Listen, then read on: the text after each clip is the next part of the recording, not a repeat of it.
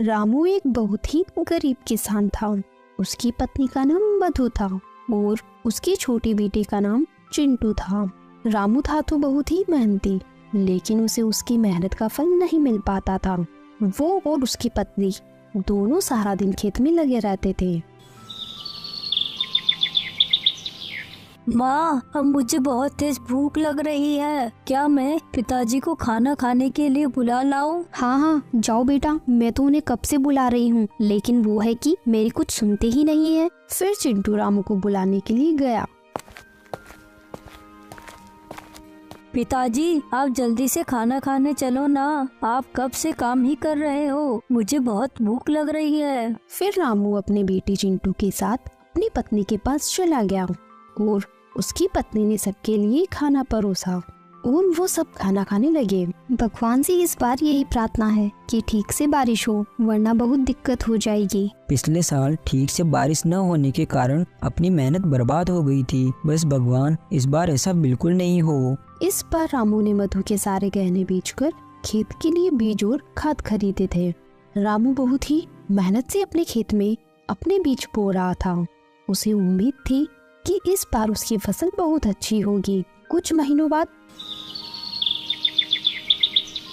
उसके खेत में फसल उग जाती है, लेकिन पकने से पहले ही बारिश न होने की वजह से उसकी फसल सूख जाती है।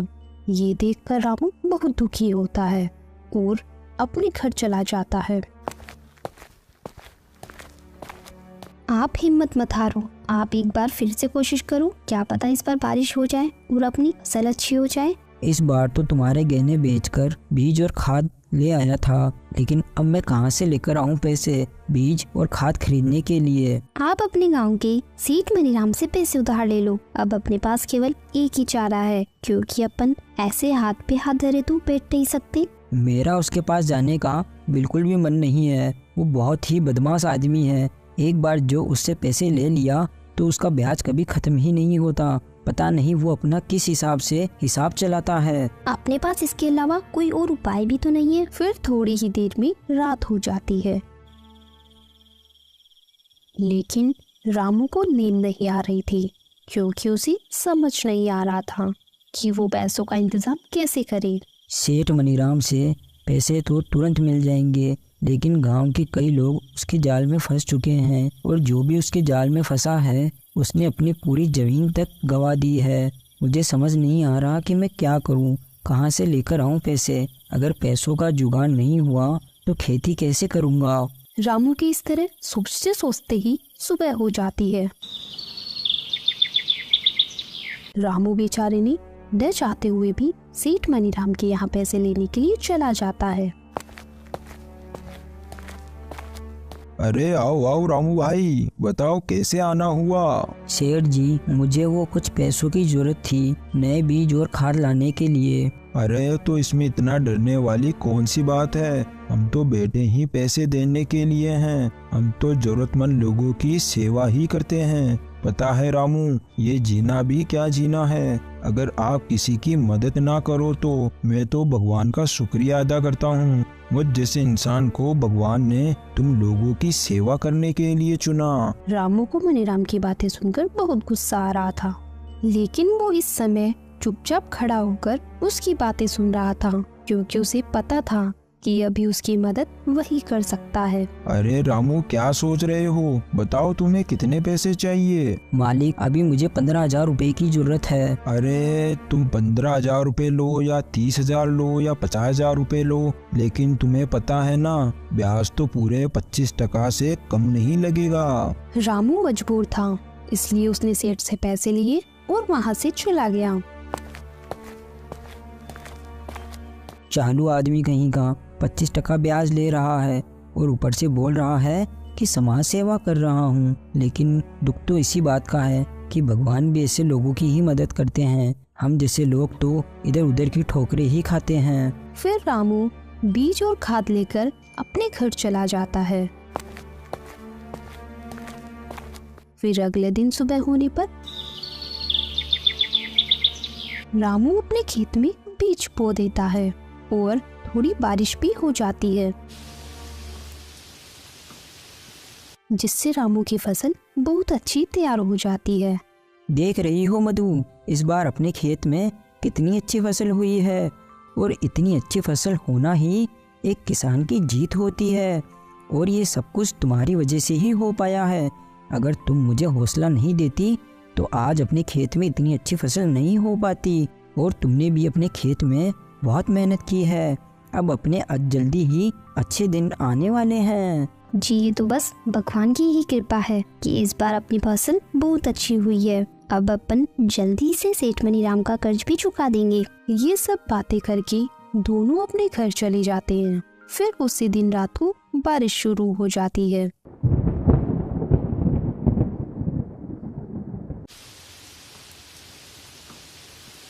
पूरी रात बहुत तेज बारिश होती है। सुबह होने पर भी बारिश रुकने का नाम नहीं ले रही थी। मधु, न जाने ये बारिश कब रुकेगी। पहले तो बारिश हो नहीं रही थी और अब हो रही है तो इतनी हो रही है कि कल रात से रुकने का नाम तक नहीं ले रही है। क्या पता मेरी फसल कैसी होगी। आप बिल्कुल भी चिंता मत कीजिए, देखना जल्दी ही बारिश रुक जाएगी। फिर आप जाकर अपने खेत की फसल को देख आना। मधु ये बोलकर रामू को दिलासा देने की कोशिश करती है, लेकिन उसे भी पता है कि अब तक उसकी फसल खराब हो चुकी होगी। फिर ऐसे ही 5 दिन तक बारिश रुकने का नाम नहीं लेती। 5 दिन बाद जब बारिश रुकती है तो रामू सुबह जल्दी ही अपने खेतों की ओर अपनी फसल को देखने के लिए निकल जाता है। रामू वहां जाकर अपनी फसल को बर्बाद देखकर रोने लगता है। हे भगवान, आप ये कैसा न्याय कर रहे हो। पहले तो एक बूंद बारिश नहीं हो रही थी और अब हुई तो 5 दिन बाद रुकी, जिससे हमारी सारी फसल खराब हो गई। अब मैं अपना कर्जा कैसे चुकाऊंगा। अगर सेठ मनीराम को समय से पैसे नहीं दिया तो वो मेरा खेत भी हड़प लेगा। रामू वहां से रोता हुआ अपने घर आ रहा था कि तभी रास्ते में उसका एक्सीडेंट हो जाता है, तो उसे गांव के अस्पताल में ले जाया जाता है। सुनिए जी, आप बिल्कुल भी चिंता मत कीजिए, मैं हूँ ना, मैं सब संभाल लूंगी। आप सिर्फ अपना ख्याल रखिए। आपका साथ होना भी मेरे लिए बहुत है, आप बस मेरा साथ मत छोड़ना। मधु सेठ मनीराम के यहाँ जाकर उससे पैसों की भीख मांगती है।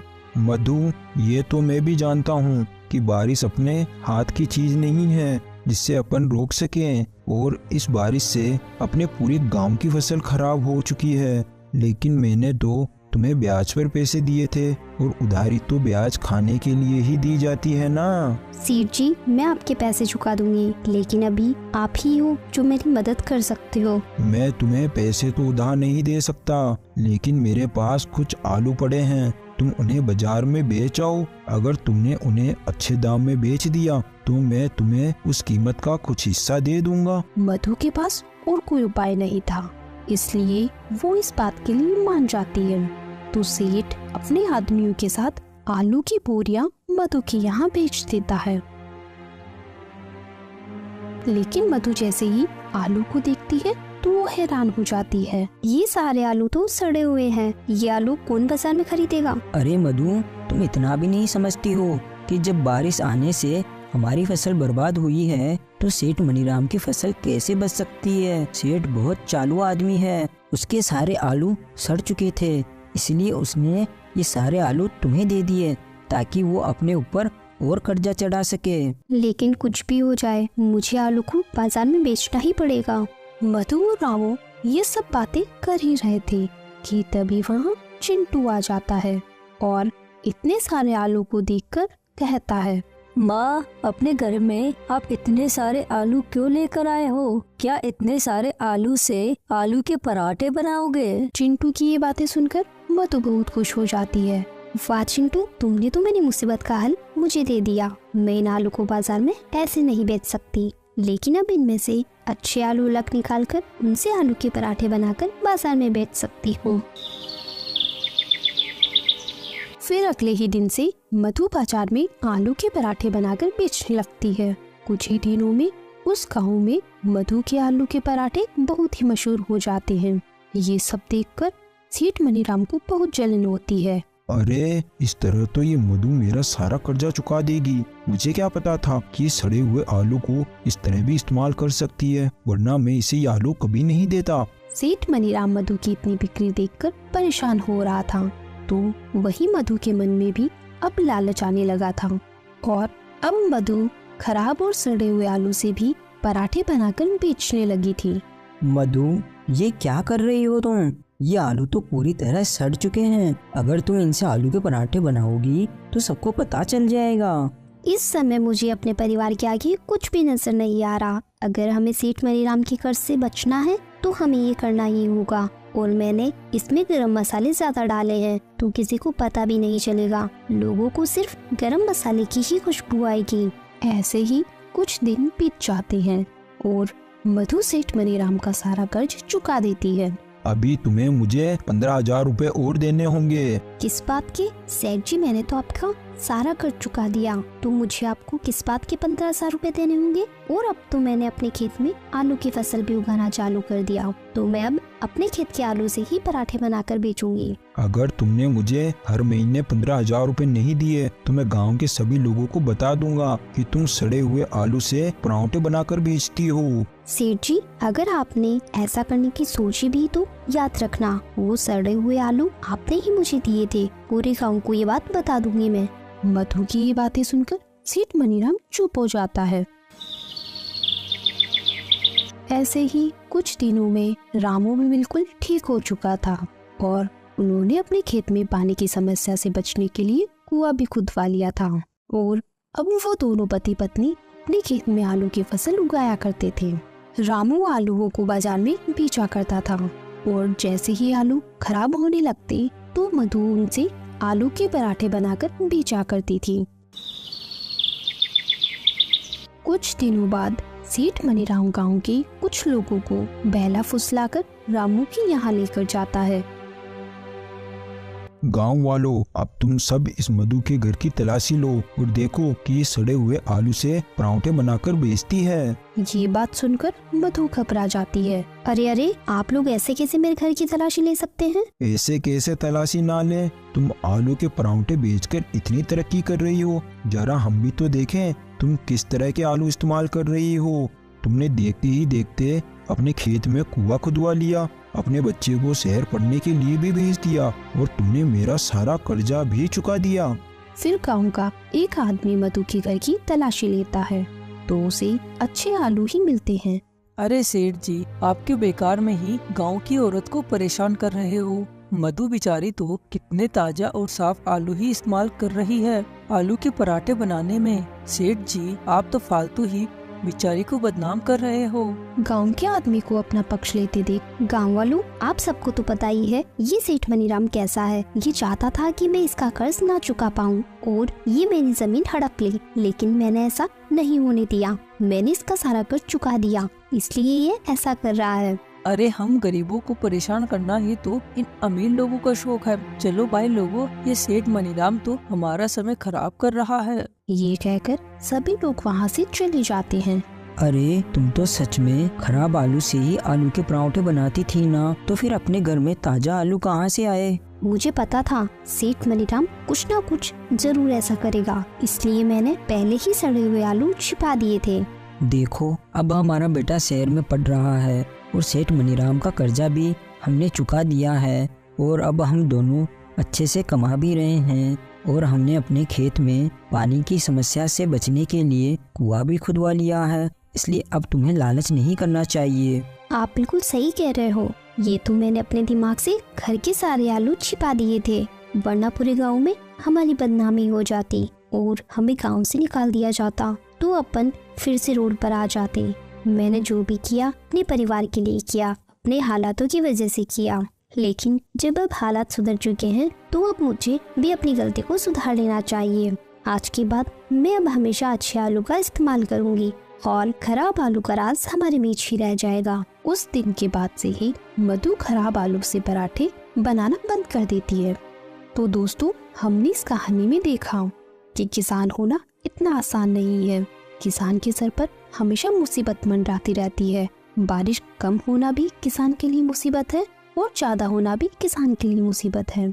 एक किसान का जीवन हमेशा मुसीबत से भरा हुआ रहता है और हमें इस कहानी से यही सीख मिलती है कि हमें लालच नहीं करना चाहिए, क्योंकि लालच के चलते हमारे पास जो कुछ भी होता है हम उसे भी गवा देते हैं।